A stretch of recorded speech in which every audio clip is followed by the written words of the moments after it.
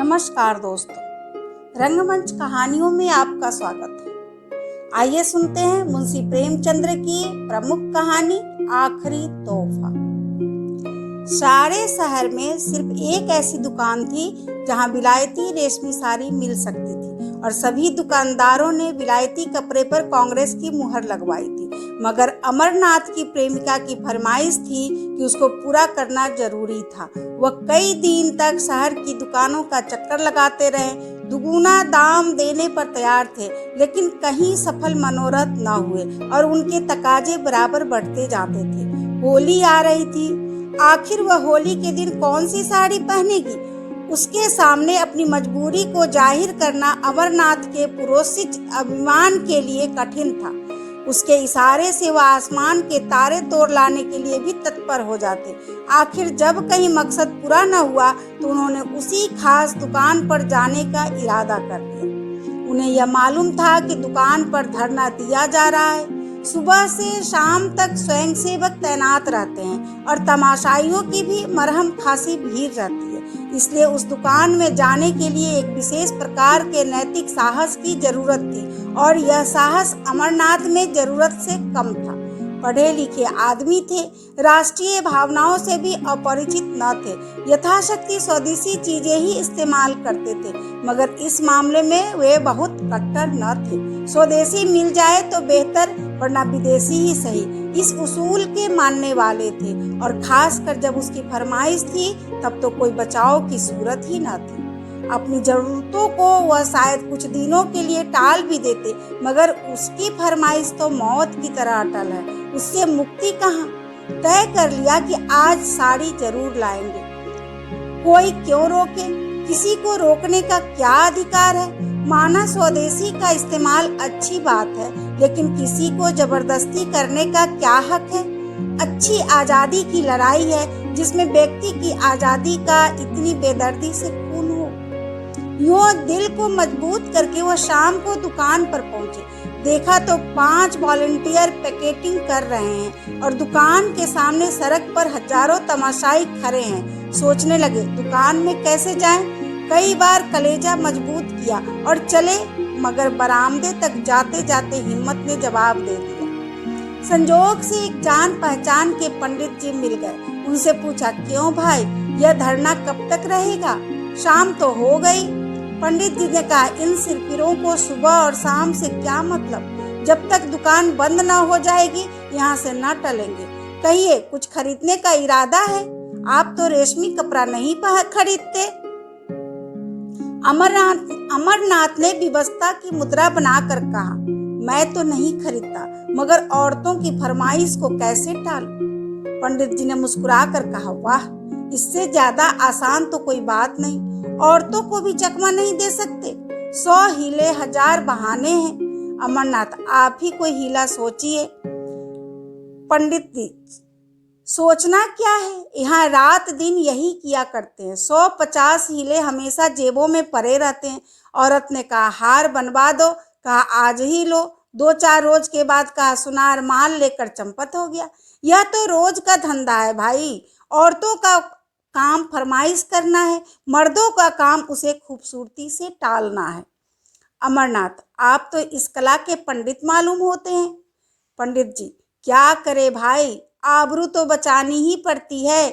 सूखा जवाब दे तो शर्मिंदगी अलग हो, बिगड़े वह अलग से।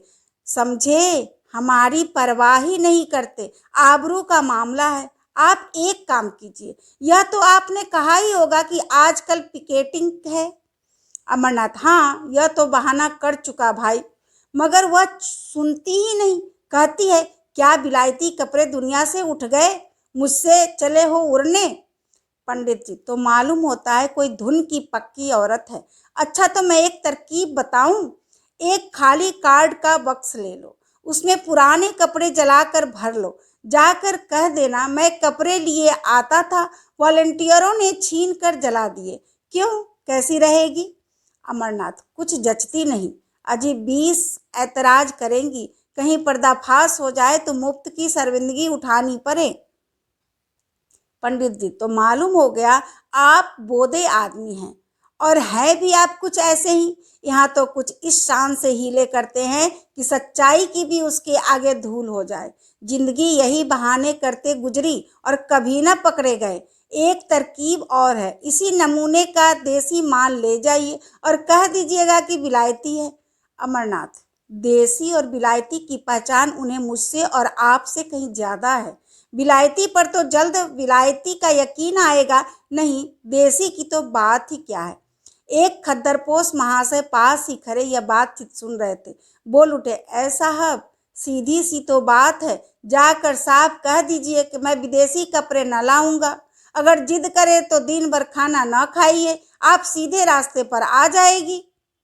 अमरनाथ ने उनकी तरफ कुछ ऐसी निगाहों से देखा जो कह रही थी, आप इस कूचे को नहीं जानते, और बोले, यह आप ही कर सकते हैं, मैं नहीं कर सकता। खद्दरपोश, कर तो आप भी सकते हैं, लेकिन करना नहीं चाहते। यहाँ तो उन लोगों में से है कि अगर विदेशी दुआ से मुक्ति भी मिलती हो तो उसे ठुकरा दे। अमरनाथ, तो शायद आप घर में पिकेटिंग करते होंगे। खद्दरपोश, पहले घर में करके तब बाहर करते हैं भाई साहब। खद्दरपोश साहब चले गए तो पंडित जी बोले, यह महाशय तो 30 मार खां से भी तेज निकले। अच्छा, तो एक काम कीजिए, इस दुकान के पिछवाड़े एक दूसरा दरवाजा है, जरा अंधेरा हो जाए तो उधर चले जाइएगा, दाएं बाएं किसी की तरफ न देखिएगा।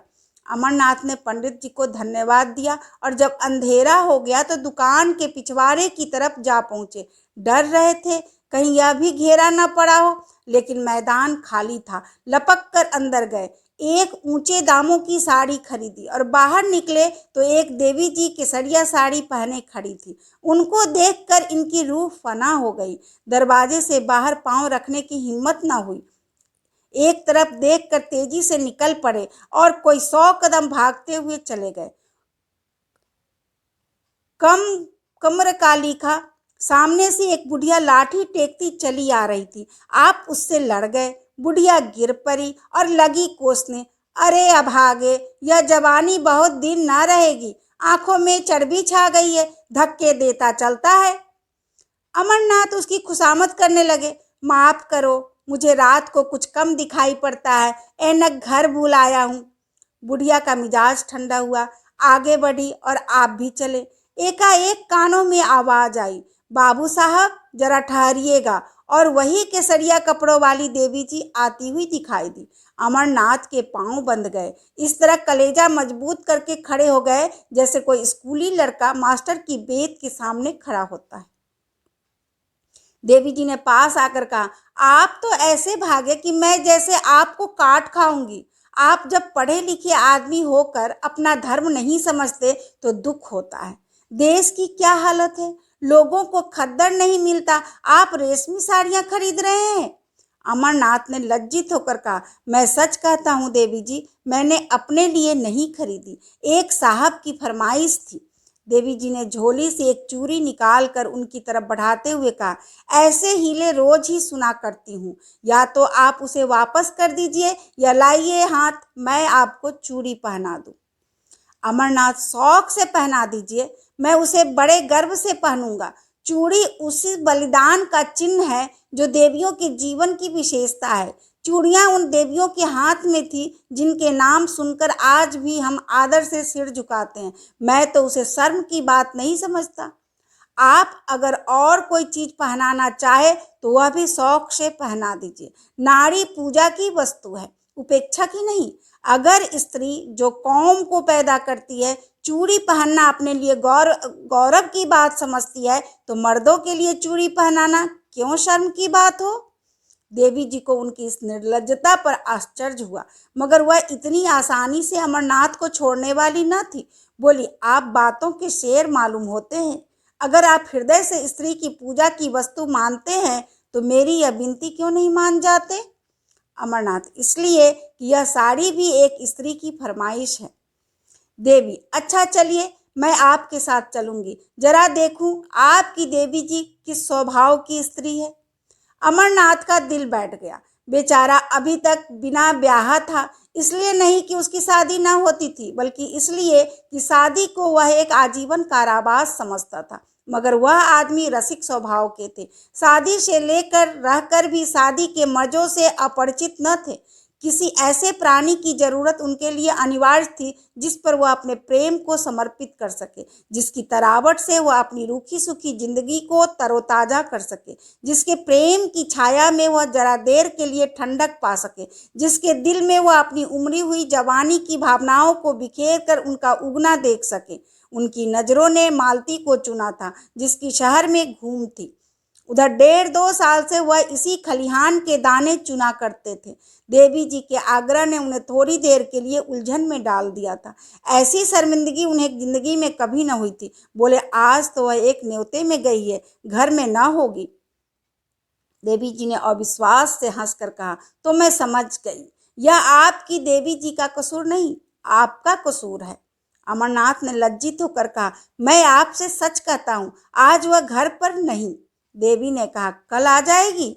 अमरनाथ बोले, हाँ, कल आ जाएगी। देवी, तो आप यह साड़ी मुझे दे दीजिए और कल यहीं आ जाइएगा। मैं आपके साथ चलूंगी, मेरे साथ 2-4 बहनें भी होंगी। अमरनाथ के बिना किसी आपत्ति के वह साड़ी देवी जी को दे दी और बोले, बहुत अच्छा, मैं कल आ जाऊंगा। मगर क्या आपको मुझ पर विश्वास नहीं है जो साड़ी की जमानत जरूरी है? देवी जी ने मुस्कुरा कर कहा, सच्ची बात तो यही है कि मुझे आप पर विश्वास नहीं है। अमरनाथ ने स्वाभिमान पूर्वक कहा, अच्छी बात है, आप इसे ले जाएं।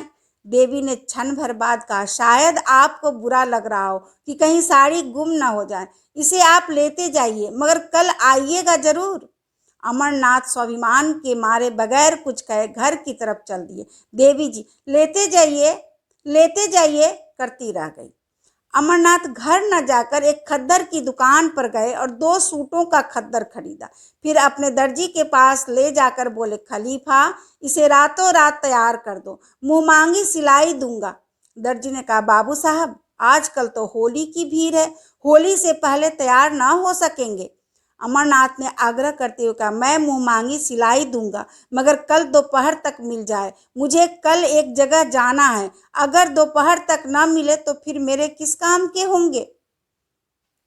दर्जी ने आधी सिलाई पेशगी ले ली और कल तैयार करने का वादा किया। अमरनाथ यहाँ से आश्वस्त होकर मालती की तरफ चले। कदम आगे बढ़ते थे लेकिन दिल पीछे रहा जाता था। काश वह उनकी इतनी विनती स्वीकार कर ले कि कल 2 घंटे के लिए उनके वीरान घर को रोशन करे, लेकिन यकीनन वह उन्हें खाली हाथ देकर मुंह फेर लेगी, सीधे मुंह बात नहीं करेगी, आने का जिक्र ही क्या। एक ही बेमुरौवत है, कल तो आकर देवी जी ने अपनी सारी शर्मनाक कहानी बयान कर दी। उस भोले चेहरे की निस्वार्थ उमंग उनके दिल में एक हलचल पैदा कर रही थी। उन आंखों में कितनी गंभीरता थी, कितनी सच्ची सहानुभूति, कितनी पवित्रता। उसके सीधे साधे शब्दों में कर्म की ऐसी प्रेरणा थी कि अमरनाथ को अपने इंद्रिय परायण जीवन पर शर्म आ रही थी। अब तक कांच के टुकड़े को हीरा समझकर सीने से लगाए हुए थे, आज उन्हें मालूम हुआ हीरा किसे कहते हैं।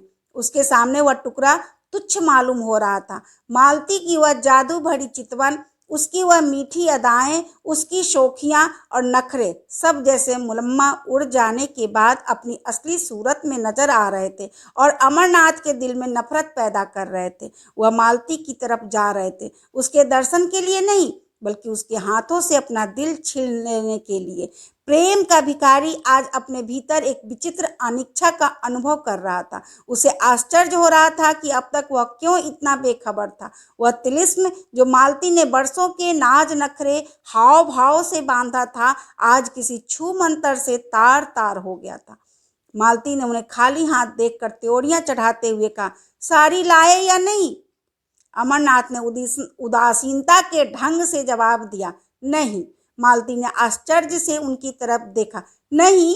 वह उनके मुंह से यह शब्द सुनने की आदी न थी। यहाँ उसने संपूर्ण समर्पण पाया था। उसका इशारा अमरनाथ के लिए भाग्य लिपि के समान था। बोली, क्यों? अमरनाथ, क्यों नहीं? नहीं लाए। मालती, बाजार में मिली न होगी, तुम्हें क्यों मिलने लगी और मेरे लिए? अमरनाथ, नहीं साहब, मिली मगर लाया नहीं। मालती, आखिर कोई वजह? रुपये मुझसे ले जाते। अमरनाथ, तुम खा खा जलाती हो, तुम्हारे लिए जान देने को मैं हाजिर रहा। मालती, तो शायद तुम्हें रुपये जान से भी ज्यादा प्यारे हो। अमरनाथ, तुम मुझे बैठने दोगी या नहीं? अगर मेरी सूरत से नफरत हो तो चला जाऊं। मालती, तुम्हें आज हो क्या गया है? तुम तो इतने तेज मिजाज के न थे। अमरनाथ, तुम बातें ही ऐसे कर रही हो। मालती, तो आखिर मेरी चीज क्यों नहीं लाए? अमरनाथ ने उसकी तरफ बड़े वीर भाव के साथ देखकर कहा, दुकान पर गया, जिल्लत उठाई और साड़ी लेकर चला तो एक औरत ने छीन ली। मैंने कहा मेरी बीवी की फरमाइश है तो बोली मैं उन्हीं को दूंगी, कल तुम्हारे घर आऊंगी। मालती ने शरारत भरी नजरों से देखते हुए कहा, तो यह कहिए आप दिल हथेली पर लिए फिर रहे थे, एक औरत को देखा और उसके कदमों पर चढ़ा दिया। अमरनाथ, वह उन औरतों में नहीं जो दिलों की घात में रहती है। मालती, तो कोई देवी होगी। अमरनाथ, मैं उसे देवी ही समझता हूँ। मालती, तो आप उस देवी की पूजा कीजिएगा। अमरनाथ, मुझ जैसे आवारा नौजवान के लिए उस मंदिर के दरवाजे बंद है। मालती, बहुत सुंदर होगी। अमरनाथ, न सुंदर है, न रूप वाली, न ऐसी अदाएं कुछ, न मधुर भाषणी, न तनवंगी, बिल्कुल एक मामूली मासूम लड़की है। लेकिन जब मेरे हाथ से उसने साड़ी छीन ली तो मैं क्या कर सकता हूँ? मेरी गैरत ने तो गवारा न किया उसके हाथ से साड़ी छीन लूं। तुम ही इंसाफ करो, वह दिल में क्या कहती। मालती, तो तुम्हें इसकी ज्यादा परवाह है कि वह अपने दिल में क्या कहेगी। मैं क्या कहूंगी इसकी जरा भी परवाह न थी। मेरे हाथ से कोई मर्द मेरी कोई चीज छीन ले तो देखूं, चाहे वह दूसरा कामदेव ही क्यों न हो। अमरनाथ, अब इसे चाहे मेरी कायरता समझो, चाहे हिम्मत की कमी, चाहे शराफत, मैं उसके हाथ से न छीन सका। मालती, तो कल वह साड़ी लेकर आएगी? क्यों? अमरनाथ, जरूर आएगी। मालती, तो जाकर मुंह धो आओ। तुम इतने नादान हो यह मुझे मालूम न था। साड़ी देख कर चले आए, अब कल वह आपको देने आएगी। कुछ भंग तो नहीं खा गए? अमरनाथ, खैर इसका इम्तहान कल ही हो जाएगा, अभी से क्यों बदगुमानी करती हो। तुम शाम को जरा देर के लिए मेरे घर तक चली चलना। मालती, जिससे आप कहे कि यह मेरी बीवी है। अमरनाथ, मुझे क्या खबर थी कि वह मेरे घर आने के लिए तैयार हो जाएगी, नहीं तो और कोई बहाना कर देता। मालती, तो आपकी साड़ी आपको मुबारक हो, मैं नहीं जाती। अमरनाथ, मैं तो रोज तुम्हारे घर आता हूँ, तुम एक दिन के लिए भी नहीं चल सकती। मालती ने निष्ठुरता से कहा, अगर मौका आ जाए तो तुम अपने को मेरा शौहर कहलाना पसंद करोगे? दिल पर हाथ रख कर कहना। अमरनाथ ने दिल में कट गए, बात बनाते हुए बोले, मालती, तुम मेरे साथ अन्याय कर रही हो। बुरा न मानना, मेरे और तुम्हारे बीच प्यार और मोहब्बत दिखलाने के बावजूद एक दूरी का पर्दा पड़ा है। हम दोनों एक दूसरे की हालत को समझते थे और इस पर्दे को हटाने की कोशिश न करते थे। यह पर्दा हमारे संबंधों की अनिवार्य शर्त था। हमारे बीच एक व्यापारिक समझौता सा हो गया। हम दोनों उसकी गहराई में जाते हुए डरते थे, नहीं बल्कि मैं डरता था और तुम जानबूझकर न जाना चाहती थी। अगर मुझे विश्वास हो जाता कि तुम्हें जीवन सहचरी बनाकर मैं वह सब कुछ पा जाऊंगा जिसका मैं अपने को अधिकारी समझता हूँ, तो मैं अब तक किसी का तुमसे इसकी याचना कर चुका होता। लेकिन तुमने कभी मेरे दिल में यह विश्वास पैदा करने की परवाह न की। मेरे बारे में तुम्हें यह शक है। मैं नहीं कह सकता तुम्हें यह शक करने का, मैंने कोई मौका नहीं दिया और मैं कह सकता हूँ कि मैं उससे कहीं बेहतर शौहर बन सकता हूँ। जितनी तुम बीवी बन सकती हो, मेरे लिए सिर्फ एतबार की ज़रूरत है और तुम्हारे लिए ज़्यादा वजनी और ज़्यादा भौतिक चीज़ों की। मेरी अस्थाई आमदनी 500 से ज़्यादा नहीं। तुमको इतने में संतोष न होगा। मेरे लिए सिर्फ इस इत्मीनान की ज़रूरत है कि तुम मेरी और सिर्फ मेरी हो। बोलो, मंजूर है? मालती को अमरनाथ पर रहम आ गया। उसकी बातों में जो सच्चाई भरी हुई थी उससे वह इनकार न कर सकी। उसे यह भी यकीन हो गया कि अमरनाथ की वफा के पैर डगमगाएंगे नहीं। उसे अपने ऊपर इतना भरोसा था कि उसे रस्सी से मजबूत जकड़ सकती है, लेकिन खुद जकड़े जाने पर वह अपने को तैयार न कर सकी। उसकी जिंदगी मोहब्बत की बाजीगरी में, प्रेम के प्रदर्शन में गुजरी थी। वह कभी उस साख में चहकती फिरती थी, बेकैद, आजाद, बेबंद। क्या वह चिड़िया पिंजरे में बंद रह सकती है जिसकी जबान तरह तरह के मजों की आदी हो गई हो? क्या वह सूखी रोटी से तृप्त हो सकती है? इस अनुभूति ने उसे पिघला दिया। बोली, आज तुम बड़ा ज्ञान बघार रहे हो। अमरनाथ, मैंने तो केवल यथार्थ कहा है। मालती, अच्छा, मैं कल चलूंगी, मगर 1 घंटे से ज्यादा वहां ना रहूंगी। अमरनाथ का दिल शुक्रिया से भर उठा। बोला, मैं तुम्हारा बहुत कृतज्ञ हूँ मालती। अब मेरी आबरू बच जाएगी, नहीं तो मेरे लिए घर से निकलना मुश्किल हो जाता है। अब देखना यह है कि तुम अपना पार्ट कितनी खूबसूरती से अदा करती हो। मालती, उसकी तरफ से तुम इत्मीनान रखो। ब्याह नहीं किया मगर बारातें देखी हैं। मगर मैं डरती हूँ कि कहीं तुम मुझसे दगा न कर रहे हो। मर्दों का क्या एतबार? अमरनाथ ने निश्चल भाव से कहा, नहीं मालती, तुम्हारा संदेह निराधार है। अगर यह जंजीर पैरों में डालने की इच्छा होती तो कभी का डाल चुका होता। फिर मुझसे वासना के बंदों का वहां गुजर ही कहाँ। दूसरे दिन अमरनाथ 10 बजे ही दर्जी की दुकान पर जा पहुंचे और सिर पर सवार होकर कपड़े तैयार कराए।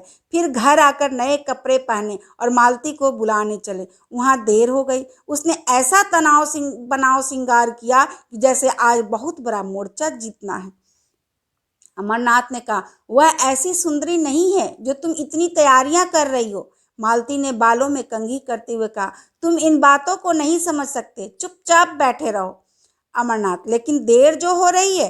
मालती, कोई बात नहीं। भय की उस सहज आशंका ने, जो स्त्रियों की विशेषता है, मालती को और भी अधिक सतर्क कर दिया था। अब तक उसने कभी अमरनाथ की ओर विशेष रूप से कोई कृपा न की थी।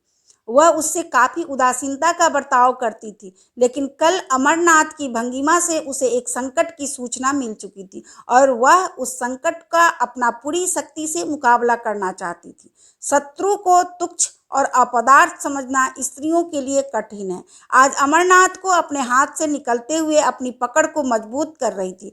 अगर इस तरफ की उसकी चीजें एक एक करके निकल गई तो फिर वह अपनी प्रतिष्ठा कब तक बनाए रख सकेगी?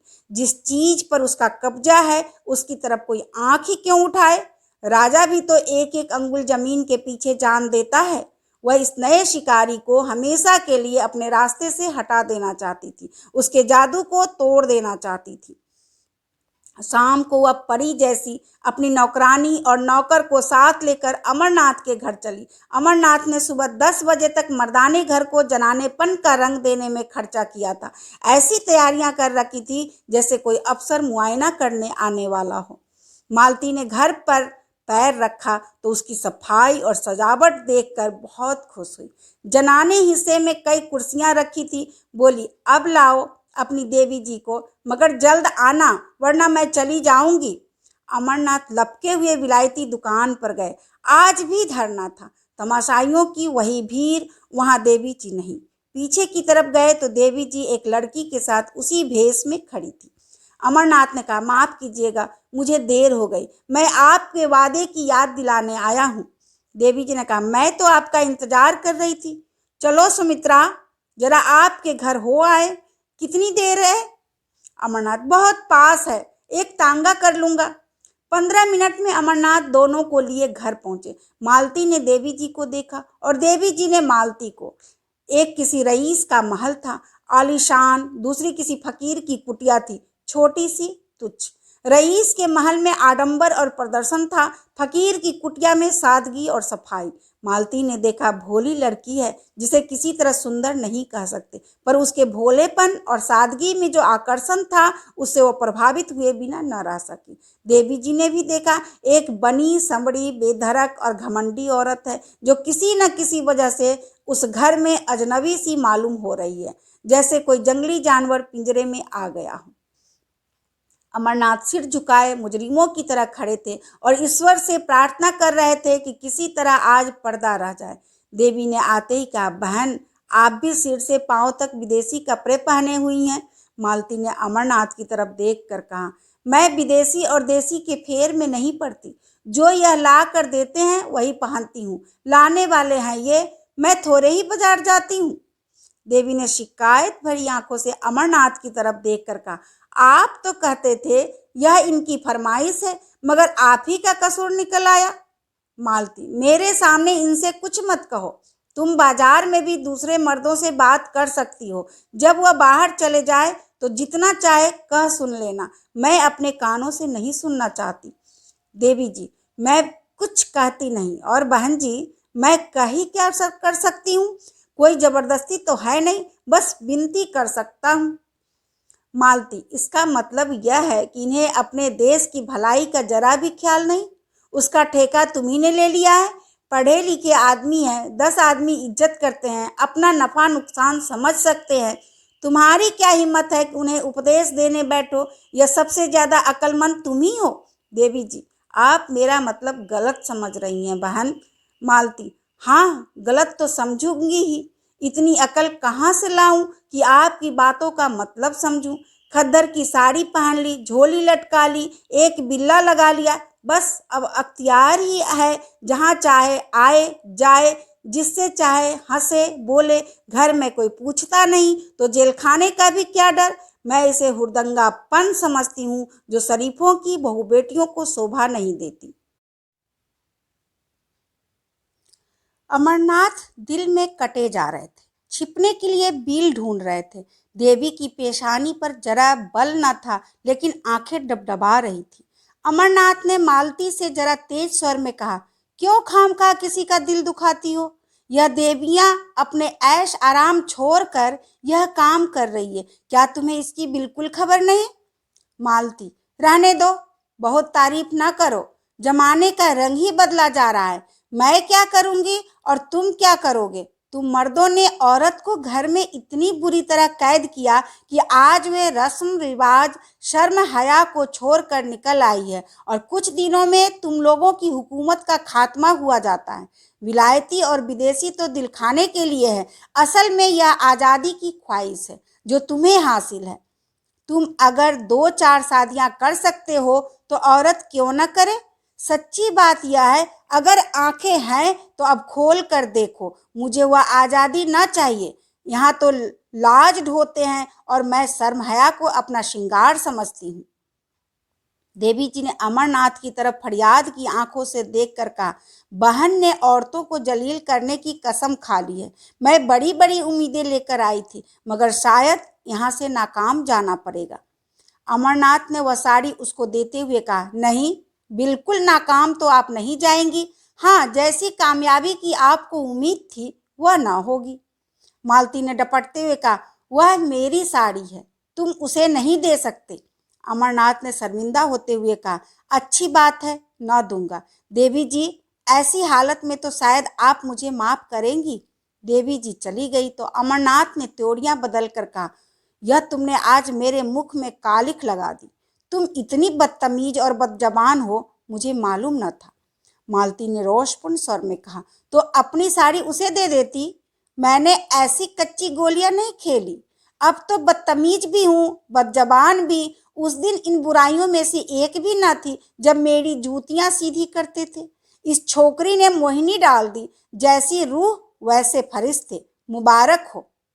यह कहती हुई मालती बाहर निकली। उसने समझा था जवान चलाकर और ताकत से वह उस लड़की को उखाड़ फेंकेगी, लेकिन जब मालूम हुआ कि अमरनाथ आसानी से काबू में आने वाला नहीं, तो उसने फटकार बताई, इन दामों अगर अमरनाथ मिल सकता था तो बुरा न था। उससे ज्यादा कीमत वह उसके लिए दे न सकती थी। अमरनाथ उसके साथ दरवाजे तक आए और जब वह तांगे पर बैठी तो विनती करते हुए बोले, यह साड़ी दे दो ना मालती, मैं तुम्हें कल इससे अच्छी साड़ी ला दूंगा। मगर मालती ने रूखेपन से कहा, यह साड़ी तो अब लाख रुपए पर भी नहीं दे सकती। अमरनाथ ने त्योड़ियां बदलकर जवाब दिया, अच्छी बात है, ले जाओ, मगर समझ लो यह मेरा आखिरी तोहफा है। मालती ने होठ चढ़ाकर कहा, इसकी परवाह नहीं, तुम्हारे बगैर मैं मर नहीं जाऊंगी, इसका तुम्हें यकीन दिलाती हूँ। अभी आप सुन रहे थे मुंशी प्रेमचंद्र की कहानी आखिरी तोहफा। कैसी लगी आपको कहानी? मेरे कमेंट बॉक्स में लिखें तथा इस चैनल को लाइक करें, सब्सक्राइब करें और अपने साहित्य प्रेमी दोस्तों के साथ शेयर करें। धन्यवाद।